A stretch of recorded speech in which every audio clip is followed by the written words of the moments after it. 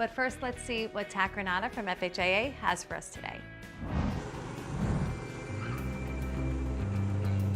I was recently talking to a friend and he found out we do roofing and he was asking a lot of questions. And so they asked me, like, how can I know what's the best way for me to definitely know that what I'm being told is accurate? And it sounds simple, but one of the things I suggested to them is, you know, how much time are you spending with that contractor while they're there? Are you just sitting in your living room and saying, yeah, my roof's up there, go ahead and let me know what you think? Or are you taking that opportunity to go up on that roof with the roofing contractor to really see, do you need a new roof?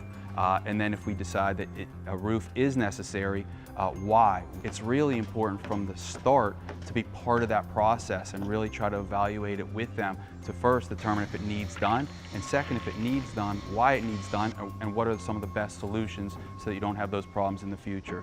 So when I suggested getting on the roof with your contractor, my friend actually kind of laughed and said, well, my contractor didn't get on the roof. He said that he had satellite imaging which showed him my roof and also gave him the measurements of my roof, so there was no need for him to get on the roof.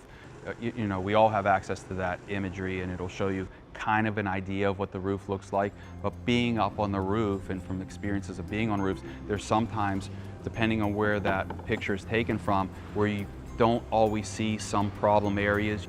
If they're showing you initially as a contractor that they're pretty lazy and they're not willing to do that work, you know, what do you think it's going to look like if you gave them the opportunity to do that project? Do you think all of a sudden they're going to get really conscientious and be really thorough?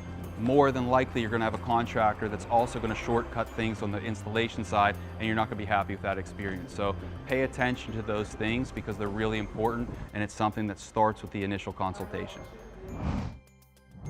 Thanks, Tat.